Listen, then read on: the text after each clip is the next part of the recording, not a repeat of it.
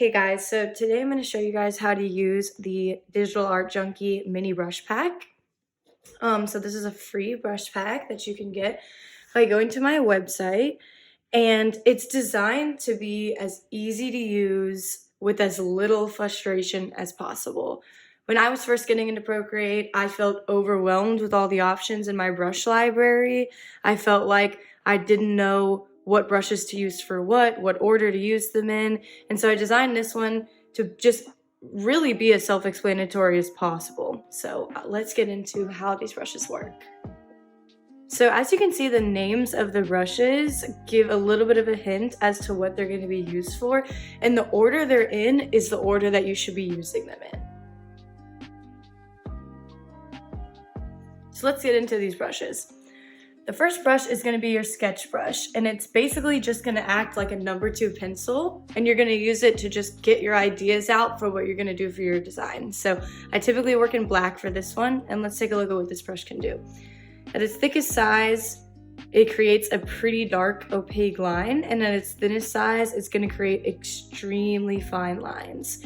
This brush has no streamline to it, so it moves extremely easily with your hand, and it's going to act, like I said, just like a pencil would. So go ahead and sketch any way you need to. You can turn it to the side to do a little bit of shading, and the harder you press, the harder lines you're going to get. So mess around with this pencil. So the next brush is the outline brush. This is my favorite brush. It is so easy to use, and it creates the cleanest possible lines. At its thickest point, you can get a line about that big, but even at its thickest point, you can also get a pretty thin line.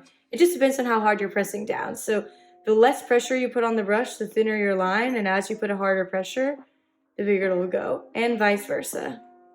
You can also fill in color with these lines extremely easily, even at its thinnest point. So the next brush is the color block brush, and this brush is going to do exactly what it sounds like. It's going to block in big areas of color.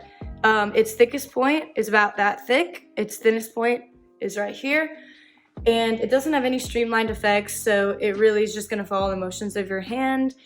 And it's really good to play around with the opacity of this brush as well when you're adding things like shadow. But it is basically acts like a big marker. So the next brush is going to be the blend brush. Now, this brush is meant to be used with a light touch. If you press down hard on this brush, it's going to look like this, and you don't want that. The purpose of this brush is to lightly blend colors. So if you're trying to make things like subtle changes in the skin, it looks really, really nice. Now, at its biggest point, the halo is going to look about that big. And the more you do it, the more opacity you get. And then at its thinnest point, smallest point, it's going to be extremely tiny. So the smaller the brush, the smaller the halo around the point of color is. So the last 2 brushes in the pack are really about texture. So I call this brush illustration because I feel like it gives a really beautiful illustrated texture. And you want to pay attention to the amount of pressure you're putting down on it, because you're going to get different effects based on how opaque or translucent it looks. So for instance, when I press down at its hardest, you're going to get a line like this, and just gently pressing down, it's going to look more like this. So a little bit painterly. And I find that this brush looks really, really nice, and the way it builds on top of itself is really, really beautiful.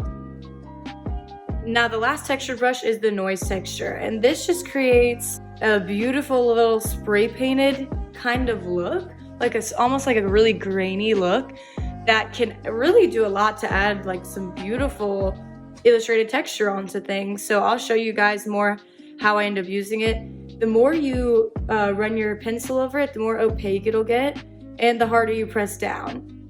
So this brush is really, really buildable. Like right here, I'm barely pressing, and as I do more, it keeps adding. So just play around with that.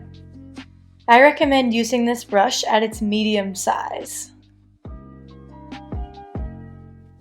I hope you guys enjoyed this breakdown. There's a variety of uses that each of these brushes have, and you can use them however is best for you. But if you're curious to know how I use them, make sure to watch my video on how to use them together.